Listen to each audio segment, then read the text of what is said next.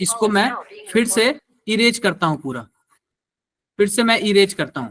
आपका क्वेश्चन क्या है, यही क्वेश्चन है ना, ध्यान देना क्या दिया हुआ है यहाँ पे, in a solution mole fraction of solute is 0.2, यानी कि अगर हम मोल फ्रैक्शन ऑफ सॉल्यूट की बात करें तो कितना आया है, 0.2 आया है। फॉर्मूला क्या होता है, small n by total number of mole, यही होता है ना। ऊपर वाला क्या है, सॉल्यूट का मोल, और नीचे वाला यहाँ पे क्या है, सॉल्वेंट का मोल, इन्हीं दोनों को है ना।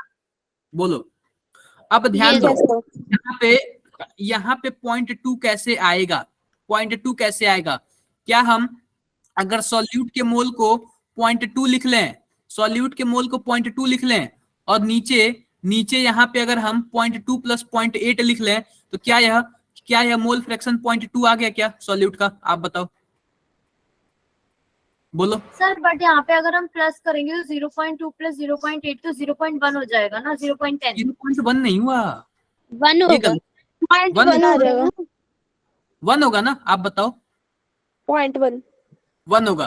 तो इससे हमें क्या पता चलता है, इससे हमें यही पता चलता है कि जो इसका मोल है, यानी कि मोल फ्रैक्शन 0.2 है, तो जो सॉल्यूट का मोल कितना होगा, 0.2 होगा। सॉल्यूट का मोल पता चल गया 0.2 होगा। अब देखो हमने सॉल्वेंट का मोल कितना लिया है यहाँ पे, 0.8 हमने क्या लिया है, सॉल्वेंट का मोल कितना लिया है, 0.8 लिया है। अब आप बताओ सॉल्वेंट हमारा क्या है, जब नहीं पता हो तो, पानी है, पानी का मॉलिक्यूलर वेट कितना होता है, 18। आप बताओ जब इसका मोल पता हो गया और हम इसके मॉलिक्यूलर वेट से मल्टीप्लाई कर दें, तो क्या हमें इसका ग्राम में वेट पता चल जाएगा क्या सॉल्वेंट का, क्या जल्दी से कैलकुलेट करके बताओ कितना आएगा, कैलकुलेट करके आप लोग बताओ कितना आएगा। सर 14.4, 1.44 कितना आ रहा है,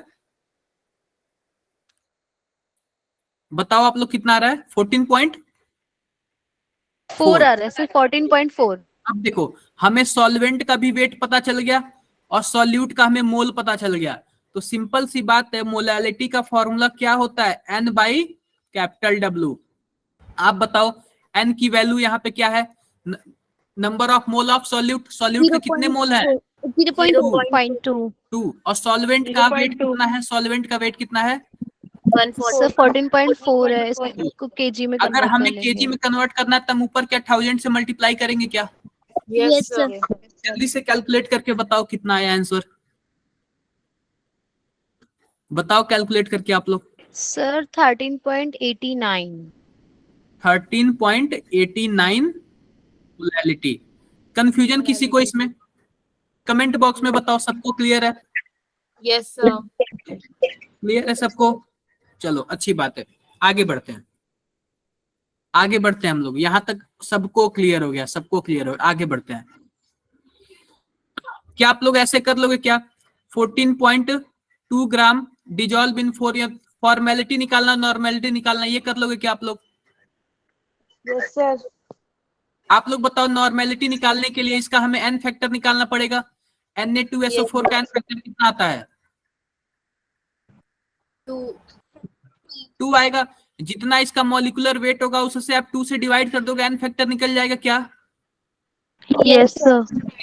निकल जाएगा बिल्कुल, ये भी आप लोग कर लोगे, सर लेक्चर रिकॉर्डिंग नहीं मिलेगी क्या, मिल जाएगी, आज आज शाम तक सब यूट्यूब पे अपलोड हो गया, आज शाम को दे दूंगा नाइट में, ठीक है, नाइट में दे दूंगा आप लोग, ओके ओके, ये सब कर लेना। क्वेश्चन नंबर 4 सर, इस वाले में डाउट है मेरे को, इस वाले पे, अब ये सेमी, सबसे पहले तो ये देखो सेमी मोलर का क्या मतलब होता है, कोई बताएगा क्या सेमी मोलर का क्या मतलब होता है, किसका पूरा हो गया था, सर हाफ क्या, हाफ मोलर मास, सर उसका हाफ हो जाएगा। एक मिनट एक मिनट, एक मिनट रुको बच्चों, देखो सेमी मोलर का मतलब होता है, जैसे मानो हम 1 मोल की बात करें, 1 मोल की बात करें तो क्या होता है, 1 m होता है, लेकिन अगर हम सेमी की बात करें तो क्या होगा, 1/2 मोल होगा। कोई प्रॉब्लम किसी को, तो हमसे पूछा गया है calculate the amount of oxalic acid required to obtain 25 ml of semi molar solution. तो सबसे पहले मोलैरिटी का फॉर्मूला क्या होता है? मोलैरिटी का फॉर्मूला होता है W/mv। तो आप बताओ यहाँ पे मोलैरिटी का मतलब क्या दे दिया? 1/2। सेमी मोलर हमें निकालना है, W का मतलब क्या? हमें W ही फाइंड करना है, अमाउंट ऑफ ऑक्जेलिक एसिड। आप बताओ ऑक्जेलिक एसिड का मॉलिक्यूलर वेट कितना होता है? बताओ, ये कोई बताएगा क्या? यस सर, कैलकुलेट कर। हाँ जी, जल्दी बताओ।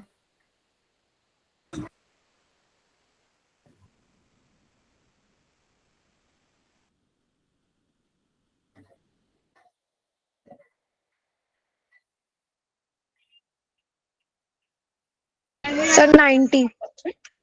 क्या 90। आपने कहाँ से देखा? ये पहले बताओ, आपने कहाँ से देखा? गूगल से देखा क्या? नो सर, अभी कैलकुलेट किए। कैसे कैलकुलेट किया आपने?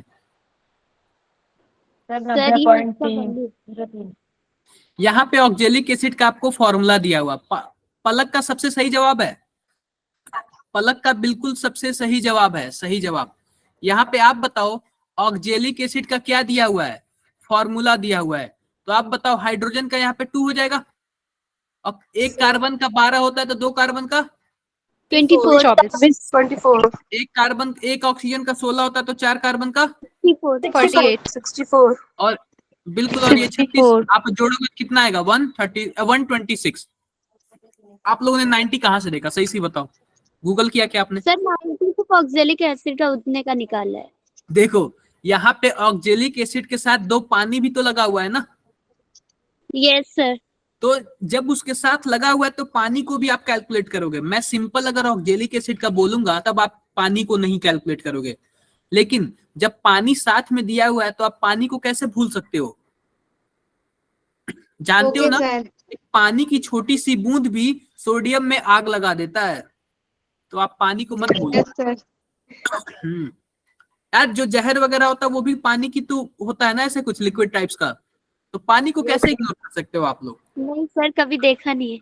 हाँ, देखना भी मत, सही चीजें नहीं है ये हो गया। एम का मतलब क्या? 126। और यहाँ पे भी का मतलब क्या? 250 ml। और हम क्या कर लेंगे? 1000 से मल्टीप्लाई कर देंगे ताकि ये लीटर में कन्वर्ट हो जाए। कोई कैलकुलेट करके बताएगा क्या कितना आंसर आ रहा है?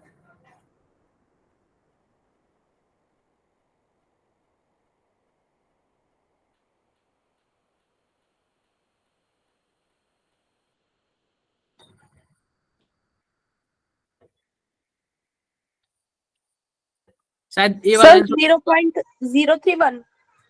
अरे 15.7। यार यही तो आएगा ना। 15.7। किसका 15.7। 0 पॉइंट आया? किसका 0 पॉइंट आया? क्या 15 कर रहे हो आप? आ रहा है। सर 15.7 आ रहा है। क्या कर रहे हो आप लोग? मतलब कि इतनी गलतियां कैसे हो सकती है आप लोगों से? नहीं होनी चाहिए इतनी गलतियां। आगे बढ़ो। सर 15.7 यार। कर लेना आप लोग ये तो मैंने बता ही दिया। 15 gram methyl alcohol is dissolve in 35 gram of water. What is mass percentage of methyl alcohol in solution? Simple सी बात है यार, जिसका पूछे उसको ऊपर रख दो और नीचे क्या रख दो? टोटल रख दो, तो आ जाएगा क्या? 15 डिवाइडेड बाई 50 कितना आएगा? 30% आएगा। इंटू आप 100 कर देना, 30% आएगा। कोई प्रॉब्लम किसी को? No sir. कोई प्रॉब्लम नहीं। इतना इजी क्वेश्चन आप लोग, पता नहीं, बहुत बड़ा पाप लगेगा आप लोगों पे। हेनरी तो मैंने पूरा बता दिया था, बचा था राउल्ट में ही कुछ। राउल्ट में ही कुछ हम छोड़ दिए थे। आओ देखते हैं राउल्ट में हमने क्या क्या छोड़ा था। देखो हमने ये सब बता दिया था। आओ राउल्ट में कुछ हम देख लेते हैं। नॉन आइडियल सॉल्यूशन कुछ देख लेते हैं। नॉन आइडियल सॉल्यूशन क्या क्या होता है? Non ideal ideal non ideal, क्या? नॉन आइडियल आइडियल हो गया था। ठीक है, आओ हम इसमें कुछ और देख लेते हैं। नॉन आइडियल और आइडियल में जैसे मानो हम क्या कर रहे हैं, हमसे और भी तरीके से क्वेश्चन पूछे जा सकते हैं। जैसे कि मैं थोड़ा सा वो बना दे रहा हूं, मैं और अच्छे से फोटो बना दे रहा हूं जरा, शायद आप लोग को फोटो देख के अच्छा लगे कि हाँ राउल्ट्स लॉ कुछ ऐसे ही होते थे।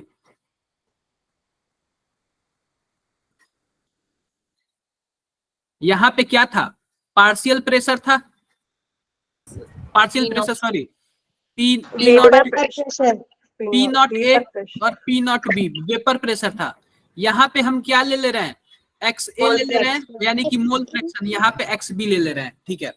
अब आप बताओ यहाँ पे एक्स ए की वैल्यू कितनी थी, मोल फ्रैक्शन ऑफ ए की वैल्यू ओरिजिन पे कितना होता है, 0 होता है, 0 होता है ओरिजिन पे।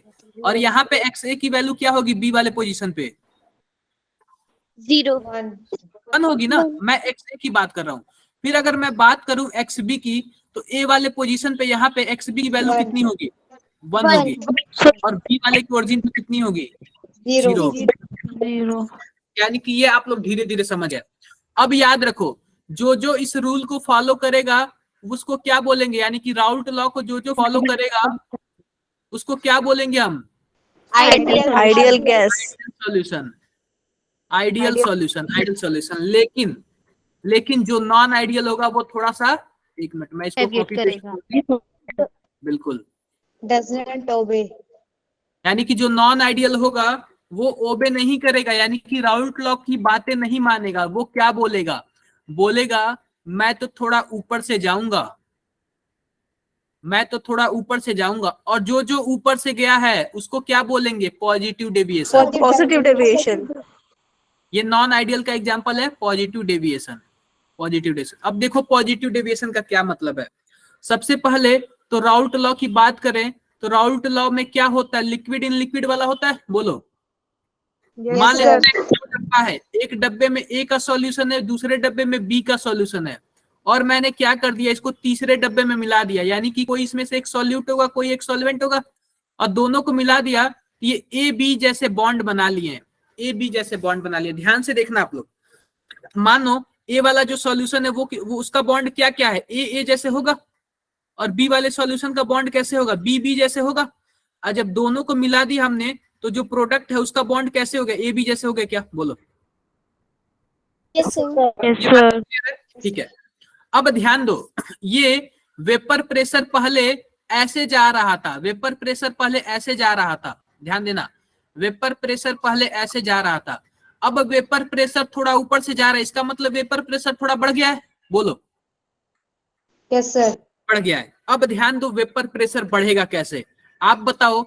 पहले जब ये रिएक्टेंट हुआ करता था, ये दोनों रिएक्टेंट हुआ करते थे और बाद में ये प्रोडक्ट बना, तो जाहिर सी बात है, जाहिर सी बात है, जब ये प्रोडक्ट बना तो प्रोडक्ट का जो बॉन्ड लेंथ, बॉन्ड क्या बोलते हैं, स्ट्रेंथ होगा, यानी बॉन्ड की जो पावर होगी वो कमजोर होगी, कमजोर होगी तभी तो टूट के वेपर में बदला। जितनी ज्यादा कमजोर उतने ज्यादा वेपर में जाएगा, और जब वेपर में जाएगा तो प्रेशर लगाएगा, और जब प्रेशर लगाएगा तो उसका वेपर प्रेशर ज्यादा होगा। कंफ्यूजन किसी को? No sir. बताओ, फिर से मैं बताता हूं, आप बताओ, अगर मैं इन दोनों की बात करूं, ध्यान देना मैं दूसरे कलर से लिखता हूं, मैं इन दोनों की बात करूं, मैं इन दोनों को मैं 1 बोल दे रहा हूं और इसको मैं 2 बोल दे रहा हूं, तो दोनों में A1 और 2 में से बॉन्ड किसका मजबूत है, बताओ सर ऊपर वाले के बॉन्ड मजबूत है। किसका बॉन्ड मजबूत है, 1 का। 1 का बॉन्ड मजबूत है, क्योंकि 1 का बॉन्ड मजबूत है तब उसके लिए ग्राफ था। लेकिन जो प्रोडक्ट बना ए बी, तो इसका बॉन्ड कमजोर है तभी तो यह अपने ऊपर से जा रहा है ना, बोलो यार, कमजोर है तो वेपर ज्यादा बन रहा है, और जब वेपर ज्यादा बनेगा तो प्रेशर ज्यादा लगाएगा, और जब इसका मतलब वेपर प्रेशर ज्यादा है, जब वेपर प्रेशर ज्यादा है तो इस लाइन के ऊपर हिस्से तो जाएगा ना। अभी भी कंफ्यूजन है क्या किसी को? No sir. कोई कंफ्यूजन नहीं ना, कोई कंफ्यूजन नहीं ना आप लोग को? हाँ जी मंजू बताओ, मंजू बताओ, जिसको कंफ्यूजन है वो बताओ। कोई कंफ्यूजन नहीं, आओ एक और एग्जांपल लेते हैं, एक और एग्जांपल। अब मानते हैं वो था पॉजिटिव डेविएशन, अगर वही ग्राफ नीचे से जाए तो इसको क्या बोलोगे आप लोग? Negative deviation. नेगेटिव डेविएशन बोलोगे आप लोग, ठीक है, बोल दिया नेगेटिव डेविएशन, अच्छी बात, नेगेटिव डेविएशन बोल दिया। इसमें भी तो सेम होगा ना, ए बी और बी, और यहाँ पे ए बी, इसमें भी सेम होगा। आप ध्यान दो, अब ध्यान दो, अब जो प्रोडक्ट है उसका ग्राफ नीचे से जा रहा है, इसका मतलब है कि इसका वेपर प्रेशर कम है। कम है का वेपर प्रेशर का क्या मतलब है? ये जल्दी टूट नहीं रहा है, और जब जल्दी टूटेगा नहीं तो जल्दी वेपर में नहीं जाएगा, और जब जल्दी वेपर में नहीं जाएगा तो प्रेशर नहीं लगाएगा, और जब प्रेशर नहीं लगाएगा तो उसका वेपर प्रेशर कहां से जाएगा? ऊपर से या नीचे से? नीचे से नीचे से आएगा। तो आप बताओ इस बार बॉन्ड किसका मजबूत है, 1 का या फिर 2 का? 2 का। कितने लोगों को ये बातें क्लियर हो गई? एक बार कमेंट बॉक्स में सभी कोई बताओ कितने लोगों को ये बातें क्लियर हो गई? कितने लोगों को ये बातें क्लियर हो गई? सभी कोई बताओ एक बार। मेरी आवाज क्लियर आ रही है ना? कट के तो नहीं आ रही है ना, क्योंकि फोन से ज्वाइन हुआ हूँ? No sir. Yes sir, clear है। चलो अच्छी बात है।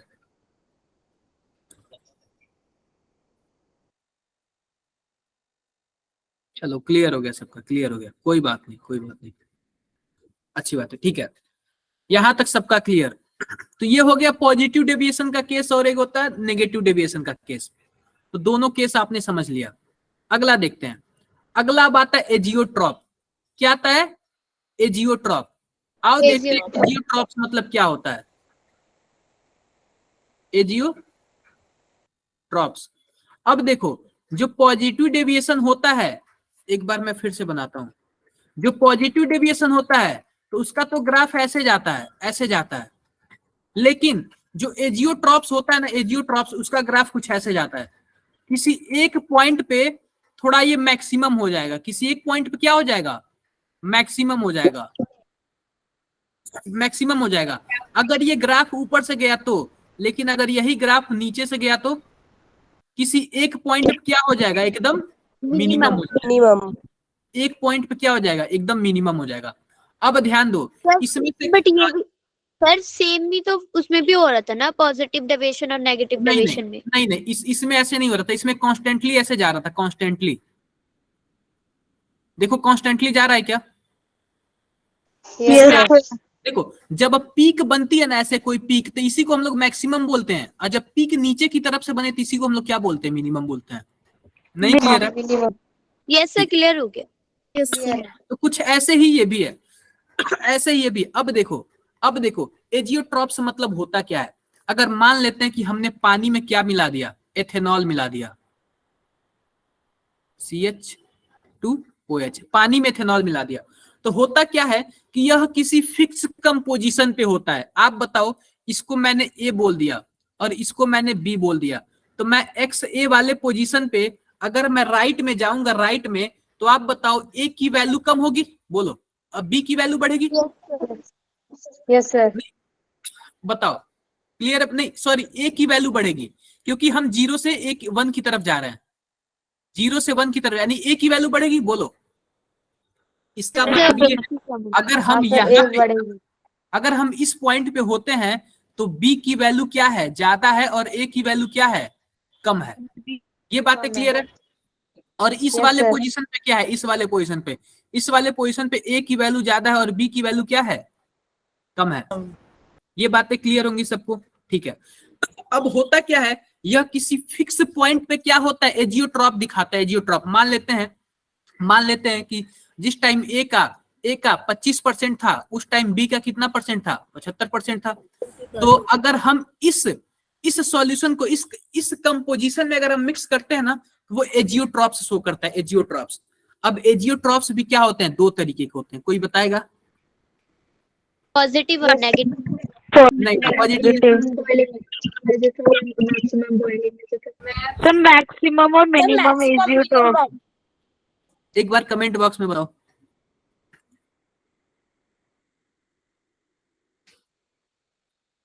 हाँ जी शिवानी, एक बार कमेंट बॉक्स में आप लोग बताओ। मैक्सिमम मिनिमम, बिल्कुल यार, मैक्सिमम मिनिमम वाला होता है। आओ देख लेते हैं एजियोट्रॉप। देखो एजियोट्रॉप 2 तरीके के, एक होता है azeotropes with maximum vapour pressure and minimum boiling point. जिसका मैक्सिमम वेपर प्रेशर होगा उसका क्या होगा? Minimum boiling point. Boiling point. Minimum boiling point होगा। और देखो दूसरा क्या है, और जिसका मिनिमम वेपर प्रेशर होगा उसका क्या होगा, मैक्सिमम बॉइलिंग पॉइंट। आओ मैं बताता हूँ ये कैसे। मैं फिर से क्या बनाता हूँ, वही बनाता हूँ। ऐसे देखो, ऐसे देखो, ठीक है, मैंने ऐसे ग्राफ बना दिया है। अब देखो, ध्यान दो, अब देखो, आप बताओ, अगर ये वेपर प्रेशर वाला ग्राफ है, वेपर प्रेशर वाला ग्राफ है, मान लेते हैं कि हमारे पास दो डब्बा है, एक डब्बे में पानी है और एक वाले में क्या है, अल्कोहल है। अल्कोहल जो होता है वो 70 डिग्री सेल्सियस पे क्या होता है, वेपर में चला जाता है, और पानी जो होता है वो 100 डिग्री सेल्सियस पे क्या होता है, वेपर में चला हो जाता है। अब ध्यान दो, मान लेते हैं कि हम दोनों एक साथ गर्म करते हैं, तो जब 70 डिग्री सेल्सियस आया तो आप बताओ वेपर कौन बनेगा, अल्कोहल या पानी? अल्कोहल बनेगा। तो अल्कोहल का वेपर ज्यादा होगा पानी के कंपैरिजन में, बोलो। Yes sir. अल्कोहल का वेपर ज्यादा हो गया पानी के कंपैरिजन में, लेकिन अल्कोहल का बॉइलिंग पॉइंट कितना है, 70 डिग्री। इसीलिए हमने क्या बोला, maximum vapour pressure minimum boiling point. Minimum यानी कि जिसका बॉइलिंग पॉइंट कम होगा ना, उसका वेपर प्रेशर क्या होगा, ज्यादा होगा। अब ध्यान दो, इस वाले का मैं केस समझाता हूँ, इस वाले का केस समझाता हूँ। आप बताओ कि ये देखो, ये ग्राफ नीचे है, यानी कि वेपर प्रेशर इसका यहाँ पे है। इसका मतलब इसका वेपर बन ही नहीं रहा है, तभी तो वेपर प्रेशर कम है ना इसका। बोलो, वेपर बन नहीं रहा है इसका। वेपर न बनने का क्या रीजन है, हमें टेम्परेचर बहुत ज्यादा देना पड़ेगा तब जाके वेपर बनेगा, बोलो। तो होगा क्या कि मिनिमम वेपर प्रेशर और मैक्सिमम बॉइलिंग पॉइंट, जिसका वेपर प्रेशर मिनिमम होगा उसका बॉइलिंग पॉइंट क्या होगा, मैक्सिमम होगा। ये बातें सबको क्लियर है कि नहीं क्लियर है? सर एक बार रिपीट कीजिए। देखो सिंपल सी बात है। जैसे देखो, इसका वेपर प्रेशर ज्यादा है। वेपर प्रेशर ज्यादा का क्या मतलब है, बॉइलिंग पॉइंट इसका कम है। बॉइलिंग पॉइंट कैसे कम है, अगर बॉइलिंग पॉइंट कम होगा तो यानी कि हम कम टेम्परेचर देंगे तो ज्यादा वेपर बनाएगा। इसलिए देखो, कम टेम्परेचर में ज्यादा वेपर बना रहा है, इसलिए हम लोग मैक्सिमम वेपर प्रेशर और मिनिमम बॉइलिंग पॉइंट बोलते हैं। और सेम इसका उल्टा, minimum vapour pressure maximum boiling point. Confusion किसी को? कोई कंफ्यूजन नहीं, ध्यान दो। No sir. पढ़ लेते हैं। A geotrop with maximum vapor pressure and minimum boiling point. When liquid in a solution do not great chemical affinity for each other, यानी positive deviation from identity, their higher escape tendency to increase vapor pressure much more than expected on basis of Raoult law. In many cases deviation are so extreme. देखो, पहली बात तो एक होता है positive deviation, लेकिन कुछ केस में क्या होता है, कुछ ज्यादा ही टेढ़ा मेढ़ा पॉजिटिव डेविएशन आ जाता है, यानी कर्व जैसे हो जाता है, उसी को क्या बोलते हैं, maximum in curve. The point is maximum vapour pressure means boiling point composition will be minimum. पढ़ लेना यार आप लोग, मैंने आप लोग को कॉन्सेप्ट बता दिया क्या? Yes sir. कॉन्सेप्ट बता दिया आप लोग को। आगे देखते हैं। अब देखते हैं डाल्टन लॉ और राउल्ट लॉ में एक रिलेशन होता है।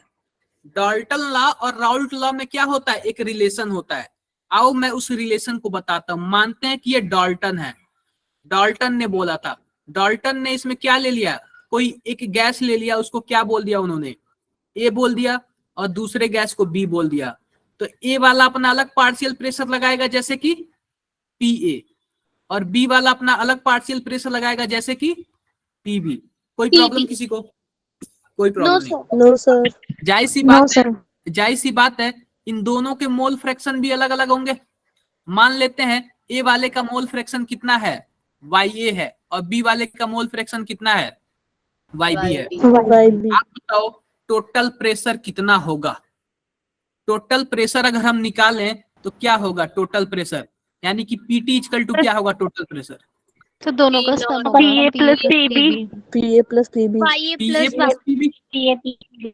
Plus PB। कोई प्रॉब्लम किसी को? टोटल प्रेशर कोई प्रॉब्लम नहीं। No, sir. लेकिन एक बात और, अगर कोई बोले कि पार्शियल प्रेशर बता दो, पार्शियल प्रेशर यानी कि सिंपल एक प्रेशर कैसे निकालोगे आप लोग, तो पार्शियल प्रेशर का जो फॉर्मूला था PA equal to mole fraction of A और PT। ये किसने बोला था? डाल्टन ने। और डाल्टन हमेशा किसकी बात करते हैं? वो गैस की बात करते हैं, यानी हवा में बात करते हैं, गैस की बात करते हैं।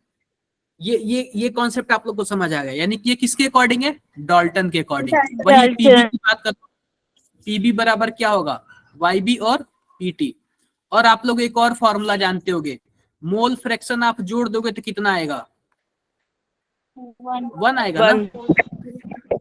सर एक बार रिपीट कर लीजिए। देखो डाल्टन ने क्या बोला था, डाल्टन ने 2 गैस लिया था और दोनों गैस का एक का पार्शियल प्रेशर ये है। मैंने मुख्य वाला एग्जांपल लिया था क्या, ये बताओ? Yes sir. बस उससे भी नहीं समझ आ रहा आप लोग को, कैसे काम चलेगा यार? सर आ गया था। डाल्टन हवा में बात करते हैं, लाजवाब सीबा, सही बात बोले आप। डाल्टन कहाँ बात करते हैं? हवा में बात करते हैं, हवा में। और हेनरी कहाँ बात करता है? राउल्ट कहाँ बात करते हैं? पानी में बात करते हैं। तो आप लोग किस में बात कर रहे हैं, हवा में या पानी में? सर हवा में। जमीन में। चलो ठीक है, कोई बात नहीं, कोई बात नहीं। ये तो हो गया डाल्टन, ये तो हो गए डाल्टन। अब बात करते हैं राउल्ट की। तो राउल्ट जो बोलते हैं कि ये पानी है, मतलब ये लिक्विड है और लिक्विड में क्या है? पानी है, पानी है।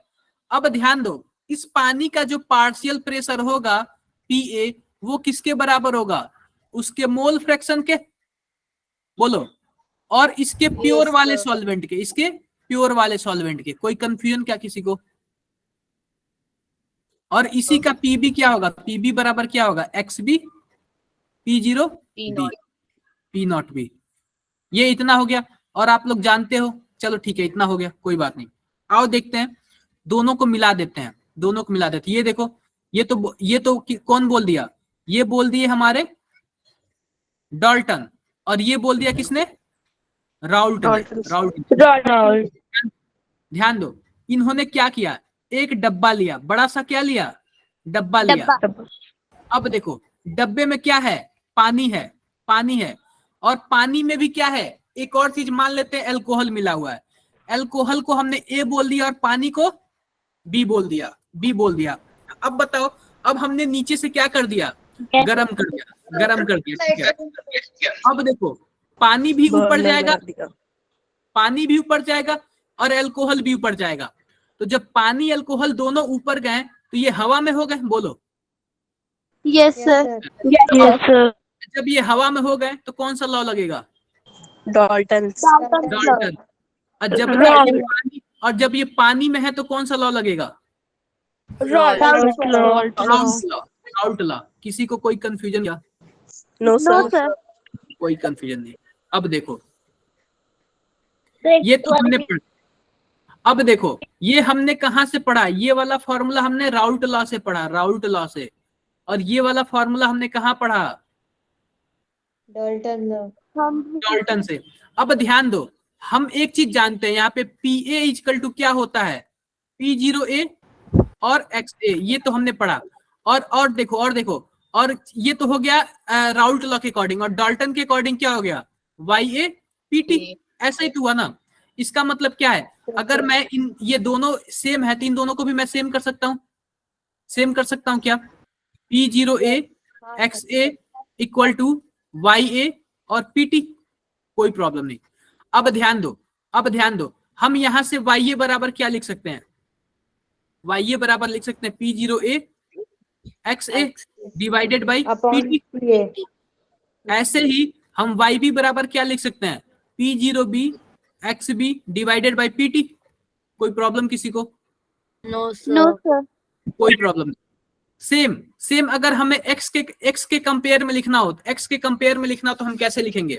हम कुछ ऐसे लिख सकते हैं, एक मिनट में मुझे कलर चेंज करने दो। XA इक्वल टू क्या लिख सकते हैं? YA PT बाई P0A लिख सकते हैं क्या? यस और XB बराबर क्या लिख सकते हैं? YB PT by P0B। अब देखो, अब मैं क्या कर रहा हूं? इन दोनों को जोड़ दे रहा हूं। इन दोनों को जोड़ूंगा तो किसके बराबर आएगा? बोलो यार, 1 के बराबर आएगा, 1 1 के बराबर आएगा, 1 के बराबर आएगा। और देखो, और हमने क्या किया, इसमें से p दोनों में से क्या कर लिया, कॉमन कर लिया।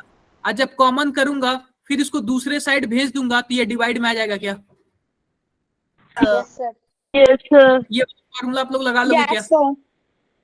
कोई प्रॉब्लम किसी को? No, sir. नो कोई प्रॉब्लम नहीं, कर लेना। ऐसे क्वेश्चंस आ सकते हैं, ये वाला तो हमने पढ़ लिया, ऐसे क्वेश्चंस आ सकते हैं। आओ एक क्वेश्चन देखते हैं। क्वेश्चन अच्छा खासा है। क्वेश्चन क्या है? अच्छा खासा है। सबसे पहले देखो क्या दिया हुआ है, the vapour pressure of ethanol and methanol, यानी कि हम ले रहे हैं एथेनॉल, एथेनॉल को ईटी लिख ले रहे हैं, कितना है वेपर प्रेशर? 44.5। और मेथेनॉल यानी मेथेनॉल को हम एमटी बोल दे रहे हैं, कितना है? 88.7। 88. ये दोनों मिला के आइडियल सॉल्यूशन बनाते हैं। आइडियल सॉल्यूशन बात करें तो आइडियल सॉल्यूशन में क्या है, 60 ग्राम एथेनॉल है। अगर हम एथेनॉल की बात करें तो कितना है? 60 ग्राम है। और मेथेनॉल की बात करें तो कितना है? 40 ग्राम है। 40 ग्राम्स। अब हमसे क्या बोल रहा है, calculate the total vapour pressure of solution and mole fraction of methanol. कैसे होगा ये, कैसे होगा? आप लोग के पास कोई जवाब है क्या? कोई आइडिया है क्या कैसे निकालेंगे हम? सर जो टोटल प्रेशर निकालने का फॉर्मूला होता है, एक्स मोल्स और ट्रू लेते हैं, इसलिए पहले इनके मोल्स निकल जाएंगे और फिर जो इनका ट्रू दिया हुआ है वो वाले फॉर्मूले में पुट हो जाएगा, जो सबसे आता पहले है देखो, x1 सबसे p1 पहले नॉट देखो, प्लस x2 p2 नॉट। देखो सबसे पहले देखो, ये जो वेपर प्रेशर दिया हुआ है ना, ये प्योर वाला दिया हुआ है, क्योंकि अगर प्योर वाला नहीं दिया होता ना तो कहीं ना कहीं लिखता मिक्सिंग का है। या प्योर वाला दिया हुआ है, यानी कि किसका दिया हुआ है? नॉट वाला दिया हुआ है, नॉट वाला। और क्या दिया हुआ है? इसका ग्राम दिया हुआ है। सबसे पहले तो एथेनॉल लिखते हैं। एथेनॉल को क्या बोलते हैं? CH3 CH2OH। आप इसका बताओ मॉलिक्यूलर वेट कितना है? मॉलिक्यूलर वेट बताओ इसका।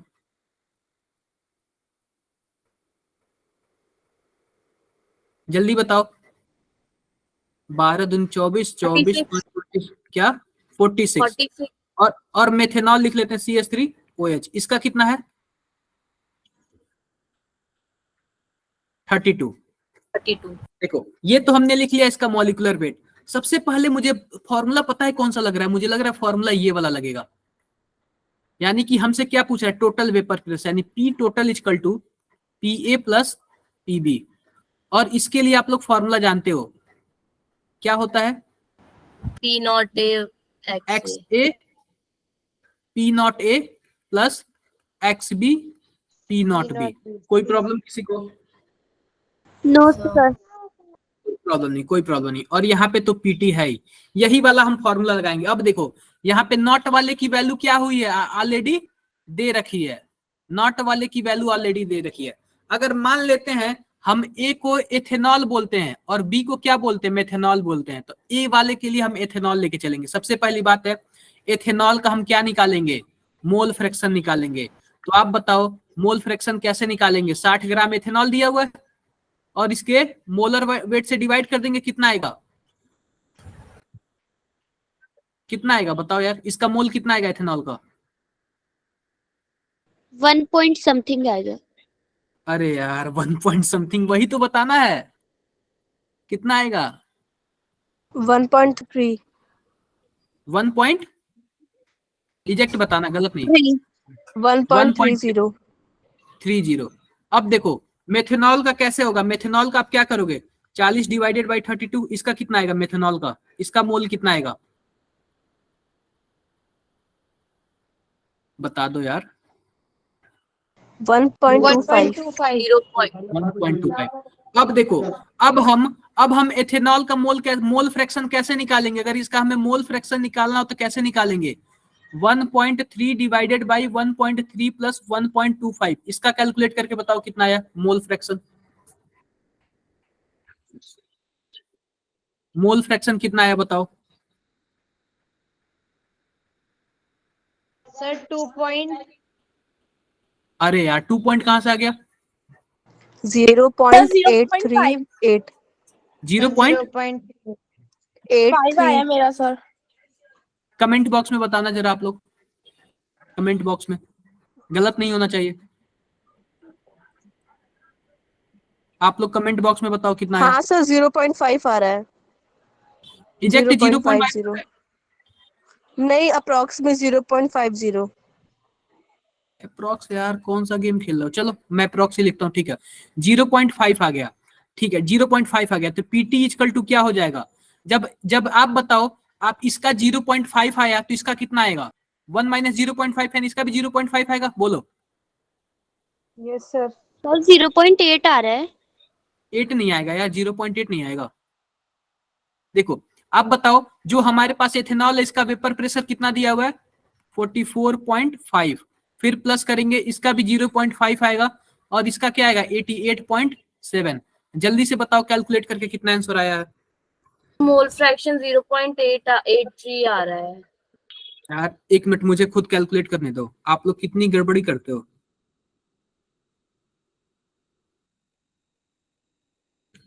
One point three divided by 2.55, 0.509 आ रहा है, ठीक है कोई बात नहीं, इतना इसका बताओ, इसका आंसर कितना आएगा,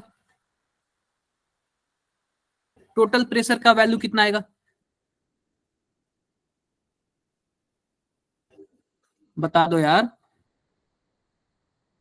46.6।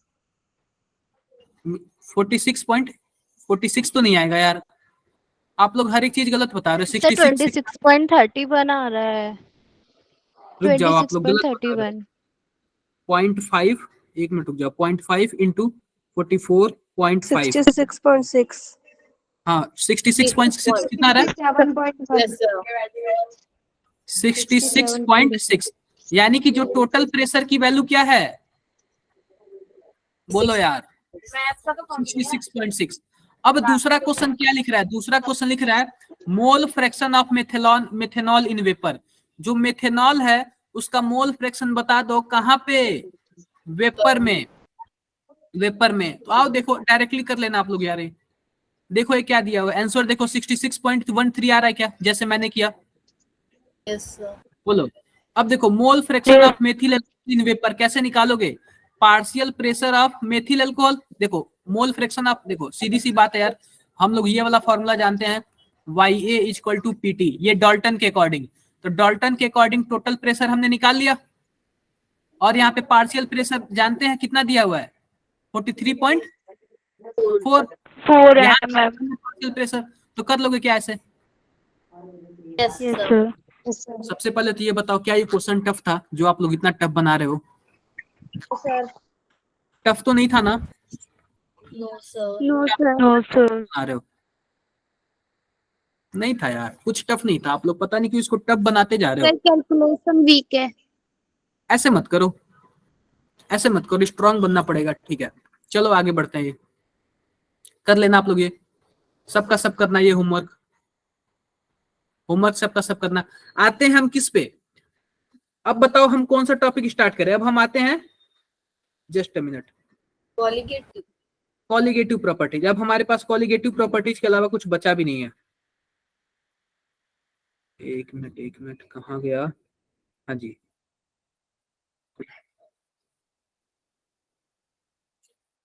अब देखो अब हम आते हैं कॉलिगेटिव प्रॉपर्टीज, कॉलिगेटिव प्रॉपर्टीज क्या होता है, कॉलिगेटिव प्रॉपर्टीज, जैसे देखो कॉलिगेटिव प्रॉपर्टीज 4 तरीके के, कोई बताएगा क्या कौन कौन से, सर मैं बताऊं, बताओ बताओ। Relative lowering of vapor pressure of the solvent, depression of freezing point on the of the solvent, evolution of boiling। सीधी सी बात है, relative lowering in vapour pressure, दूसरा क्या है, elevation of boiling point, boiling point, तीसरा क्या है, depression in depression of freezing point, freezing point, और चौथा क्या है हमारा, osmotic osmotic pressure, osmotic pressure, ये याद रखना, यही क्या है, यही 4 हैं। ध्यान दो कॉलिगेटिव प्रॉपर्टीज क्या होता है, कल मैंने बताया था कि आप लोगों को कॉलिगेटिव प्रॉपर्टीज क्या होता है, नो सर। मान लो एक डब्बा है, एक डब्बा है, डब्बे में क्या है, चीनी है, पानी है। अगर डब्बे में केवल पानी रहता, जैसे मान लो डब्बे में केवल मैं पानी डाल दे रहा हूँ, क्या डाल दे रहा हूँ, पानी डाल दे रहा हूँ। मैं एग्जांपल इसका दे रहा हूँ एलिवेशन इन बॉइलिंग पॉइंट का। डब्बे में मैंने क्या डाल दिया, पानी डाल दिया। आप बताओ कितने डिग्री सेल्सियस पे ये पानी खौलने लगेगा, यानी कि बॉइलिंग पॉइंट इसकी क्या होगी, 100 degree Celsius. 100 degree Celsius. Degree Celsius. लेकिन जब मैंने इसमें 5 ऐसे ड्रॉप चीनी डाल दिया, 5, तो पता है क्या, चीनी डाल दिया तो इसकी बॉइलिंग पॉइंट 105 डिग्री सेल्सियस हो गई, 105। यानी कि कॉलिगेटिव प्रॉपर्टीज वाला क्या सीन है, solid in liquid. Solid in liquid वाला गेम होता है इसमें, सॉलिड इन लिक्विड वाला। अब ध्यान देना क्या बात है। जब मैंने चीनी की 5 गोलियां डाली तो इसका 105 डिग्री सेल्सियस हो गया, लेकिन जब चीनी का मैंने 7-8 गोलियां डाली तो 108 डिग्री सेल्सियस हो गया। मतलब क्या बोलता है ये, मतलब क्या बोलता है, जो पानी है वो सॉल्वेंट है और ये क्या है, चीनी सॉल्यूट है। इसका मतलब क्या है, जो कॉलिगेटिव प्रॉपर्टीज होता है ना, ये सॉल्यूट के नंबर पे डिपेंड करता है। सॉल्यूट के, इसको कोई फर्क नहीं पड़ता सॉल्यूट कौन सा है, लेकिन किस पे फर्क पड़ता है, सॉल्यूट का नंबर कितना, 5 है, 10 है, 20 है, 30 है, कितना है, किस पे डिपेंड करता है, सॉल्यूट के नंबर पे। उसके नेचर पे नहीं करता। इसको ये कोई फर्क नहीं पड़ता कि ये कितना, कौन सा सॉल्यूट है, कहां से आया है, कैसा है, लेकिन डिपेंड किस पे करता है, उसके नंबर पे। ठीक है क्या। Yes sir.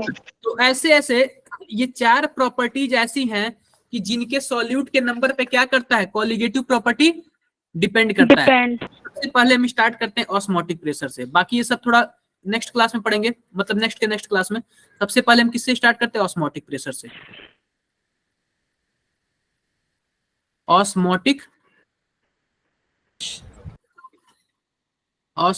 प्रेशर। अब ध्यान दो, ऑस्मोटिक प्रेशर पढ़ने से पहले हम क्या पढ़ेंगे, ऑस्मोसिस।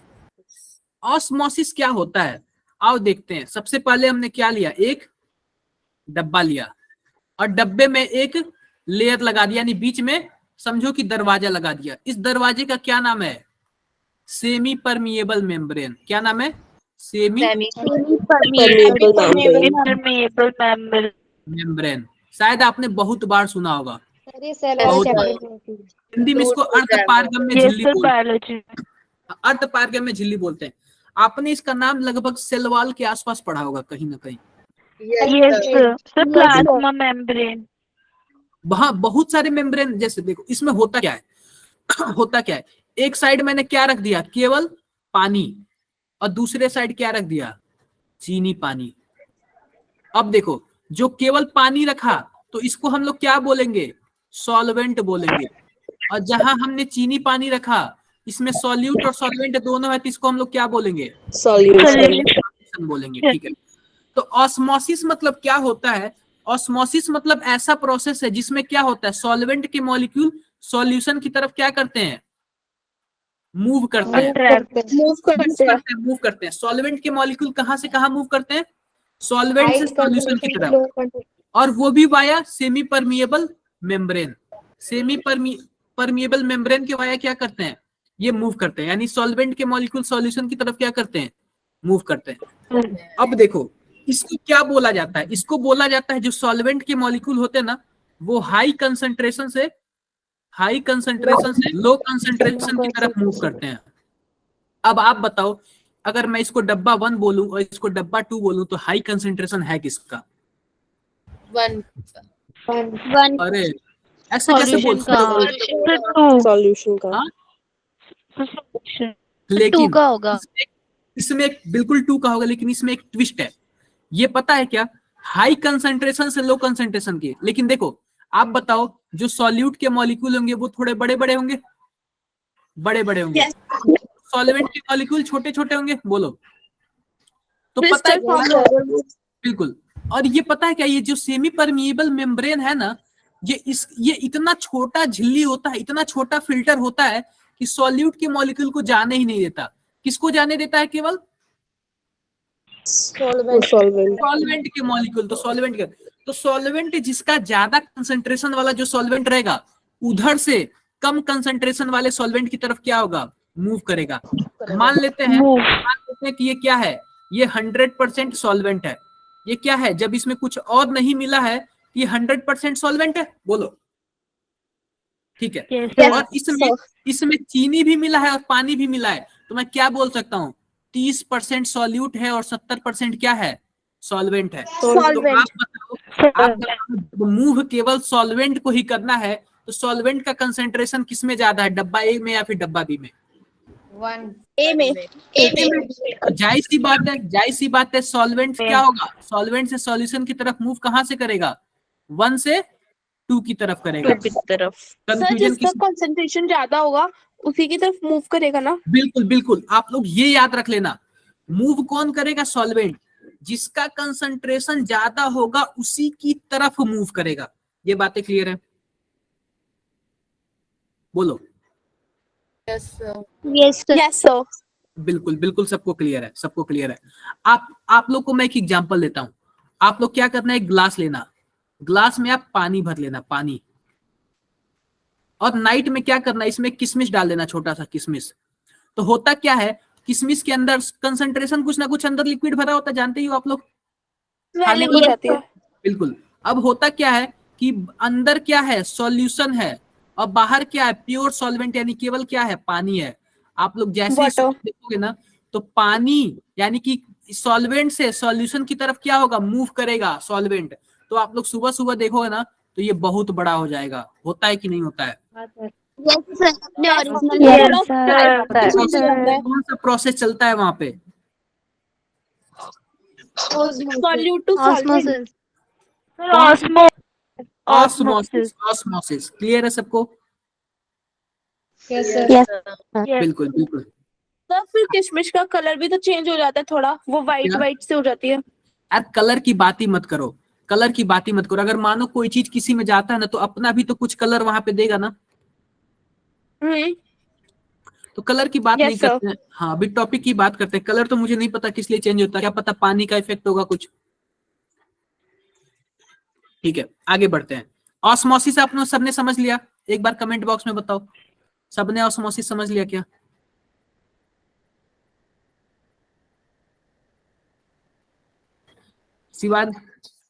शिवानी आपने कहाँ से सीखा हाइपरटोनिक हाइपोटोनिक? ये तो आगे की बातें हैं। सर ये तो क्लास 9th में भी था। क्या? बायो में है। क्लास 9th में भी था थोड़ा सा, आइसोटोनिक डायलिसिस आप लोग हाइपरटोनिक हाइपोटोनिक। डायलिसिस आप लोग सुने हो क्या वर्ड? यस सर, बायो वो में। भी वो भी इसी का प्रोसेस होता है। आओ आगे बढ़ते हैं। ये हमने ऑस्मोसिस देख लिया। अब बात करते हैं किसकी, ऑस्मोटिक प्रेशर की। किसकी? Osmotic pressure. देखो क्या होता है, फिर से हम क्या बना रहे हैं, एक डब्बा, और डब्बे के बीच में कौन सा मेम्ब्रेन है, सेमी परमेएबल। अब देखो क्या हो रहा है इस डब्बे में। इस डब्बे में सेम वही चीजें क्या है, यहाँ पे है पानी और यहाँ पे क्या है, चीनी पानी। अब बताओ, इसको मैं डब्बा 1 बोल रहा हूँ, इसको डब्बा में 2 बोल रहा हूँ। आप बताओ सॉल्वेंट किधर से किधर मूव होगा? 1 से 2 से 2। 1 से 2। अब देखो होता क्या है। तो पानी 1 से 2 की तरफ मूव हो रहा है। तो जब 1 से 2 की तरफ मूव हो रहा है, तो हम दूसरे वाले डब्बे के ऊपर हम इतना प्रेशर लगाते हैं, यानी वह मिनिमम प्रेशर। अगर हम प्रेशर लगाएंगे तो आप बताओ पहले वाले से दूसरे वाले की तरफ पानी मूव करेगा क्या? अगर मानो इधर से कोई आ रहा है, आप ऊपर से प्रेशर लगा दो, तो ये पानी आना बंद हो जाएगा ना? सर समझ नहीं समझ आया क्या? सर एक बार दोबारा बता दीजिए। मैं बता देता हूँ, इसको इरेज करके बताता हूँ, रुक जाओ। जैसे मानो इतना तो आप लोग को क्लियर हो गया होगा कि सॉल्वेंट से सॉल्यूशन की तरफ मूव करेगा, सॉल्यूशन की तरफ मूव करेगा। लेकिन जब सॉल्वेंट सॉल्यूशन की तरफ मूव करता है, तो हमें इसको रोकना है। जब हमें इसको रोकना है, इस मूवमेंट को, तो क्या हम सॉल्यूशन वाले साइड में हम प्रेशर लगा दें ताकि मूवमेंट इसका रुक जाए? Yes sir. जाहिर सी बात है, जिसका प्रेशर लगाएंगे तो ये वाला जो थोड़ा लेयर है थोड़ा नीचे आ जाएगा, और जब नीचे आ जाएगा तो इधर से आने बंद हो जाएगा। बोलो यस Yes, sir. बट फिर ऐसा भी तो हो सकता है कि जो सॉल्यूशन है वो सॉल्यूट की तरफ मूव कर जाए। मैं बताता हूँ ना, हमें मिनिमम प्रेशर लगाना है, वह मिनिमम प्रेशर जिससे सॉल्वेंट का मॉलिक्यूल सॉल्यूशन की तरफ आना बंद कर दे, उसी मिनिमम प्रेशर को हम लोग क्या बोलेंगे? Osmotic pressure. जैसे देखिए, देखो मैं एकदम थोड़ा सा प्रेशर लगाया, एकदम थोड़ा सा लगाया तो पता चला फिर भी नहीं रुक रहा है, फिर थोड़ा सा प्रेशर बढ़ाया फिर भी नहीं रुक रहा है, लेकिन हमने इतना प्रेशर लगाया कि इधर से आना क्या हो गया? बंद हो गया। तो हम इसी मिनिमम प्रेशर को क्या बोलेंगे? Osmotic pressure. ऑस्मोटिक प्रेशर बोलेंगे। और ऑस्मोटिक प्रेशर को हम लोग किससे डिनोट करते हैं? पाई से डिनोट करते हैं, और इसका जो फॉर्मूला होता है वो CRT होता है। अब ध्यान दो, पाई का क्या मतलब है? Osmotic pressure. Osmotic pressure. क्या मतलब है? Concentration of solution, concentration of solution. R का क्या मतलब है? Universal gas constant, universal gas constant, बिल्कुल वही जो आपको हमने थर्मोडायनेमिक्स में पढ़ाया था। टी का क्या मतलब है? टेम्परेचर। किसी को कोई दिक्कत ऑस्मोटिक प्रेशर समझने में? No sir. No, sir.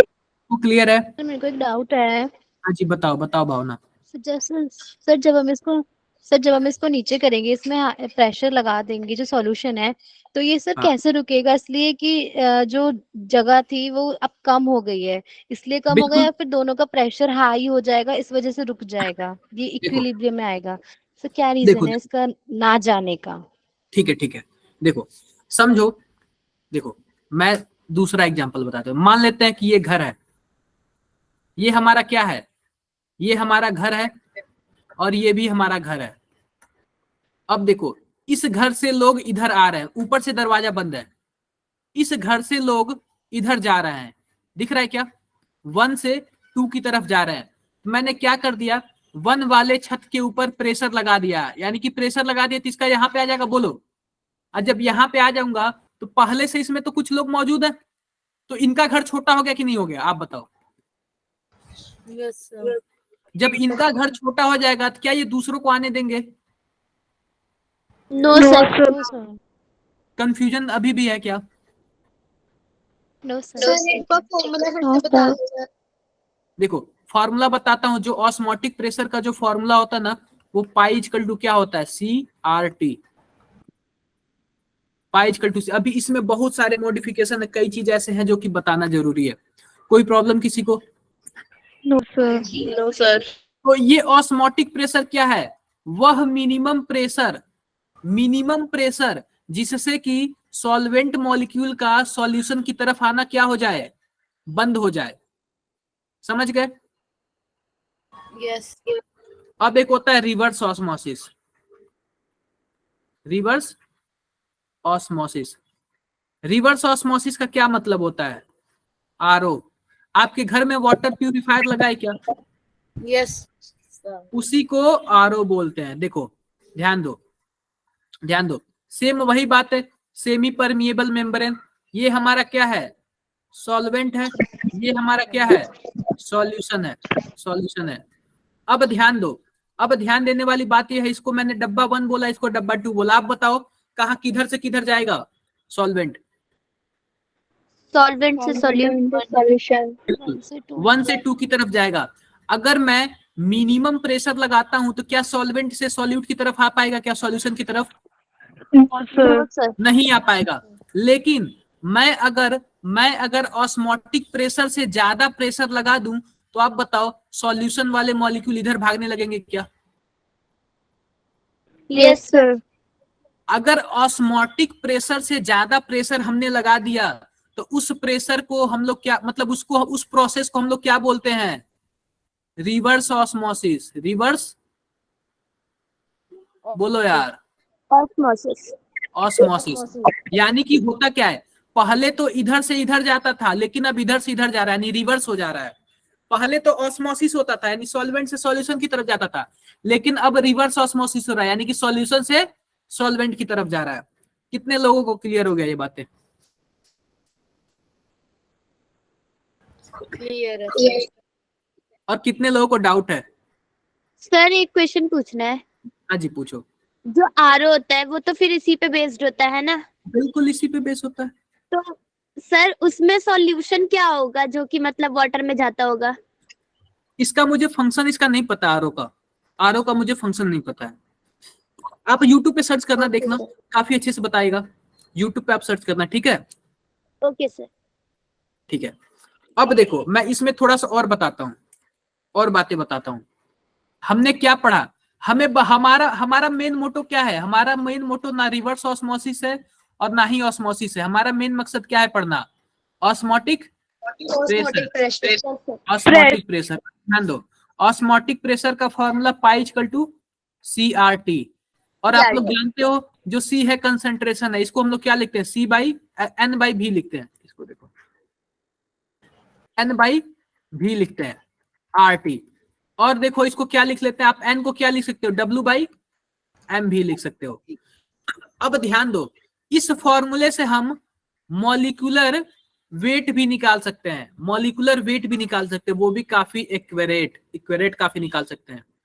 और ये तो ग्राम में पता ही है, इसका हम मॉलिक्यूलर वेट भी यानी मोलर मास भी हम निकाल सकते हैं किसी सॉल्यूट का। कंफ्यूजन क्या किसी को? No sir. No sir. आप बताओ इसके आगे पढ़ाऊं या फिर ओवर हो जाएगा आप लोगों को? रुको मैं आप लोगों को कुछ क्वेश्चन, क्या बस यही तक पढ़ाइए। कौन सा ग्रुप है आपका एक बार बताना? C8 photon. P8 L3 PHO photon. आप लोग को फोटोन में आके कैसा लग रहा है? सर बहुत अच्छा। बिल्कुल बहुत अच्छा। देखो सॉल्यूशन एंड कॉलिगेटिव प्रॉपर्टीज का मैं सेम ही लग रहा है, वहां पे भी आप ही थे, यहाँ पे भी आप ही है। कोई बात। देखो सिंपल सी बात है, हम आपको कंसंट्रेशन टर्म पढ़ा चुके हैं। ये आप लोग को कल नहीं बताया था ना? हम आप लोग को क्या कर चुके हैं? कंसंट्रेशन टर्म पढ़ा चुके हैं। तो देखो कंसंट्रेशन टर्म पे कितने सारे न्यूमेरिकल हैं, कर लोगे क्या आप लोग? ग्राम NaOH dissolved 1 litre of solution, molarity बतानी है, कर लोगे क्या ऐसे ऐसे? Yes sir. मैंने आपको बताया 15 gram of methyl alcohol is dissolve in 35 gram of water, what is the mass percentage of methyl alcohol? Just मैंने बताया था अभी आपको। बिल्कुल 30%। कर लोगे क्या आप लोग ऐसे ऐसे क्वेश्चन? Yes sir. अब देखो वेपर प्रेशर से रिलेटेड आएगा तो कर लोगे क्या आप लोग? मैंने आप लोग को vapour pressure of water depends upon, किस पे डिपेंड करता है vapour pressure of water? Volume. Temperature. Sir all पे। अरे यार केवल टेम्परेचर पे डिपेंड करता है। मैंने आपको बताया था टेम्परेचर एंड क्या बोलते हैं, टेम्परेचर और क्या बताया था मैंने?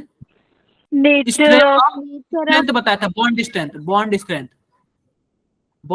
स्ट्रेंथ बताया था, यानी कि जितना बॉन्ड मजबूत वेपर प्रेशर उतना कम, यही दोनों बताया था ना मैंने? Yes sir. बिल्कुल बिल्कुल। तो बताओ ऐसे ऐसे गलतियां करोगे तो कैसे नीट में आगे बढ़ोगे?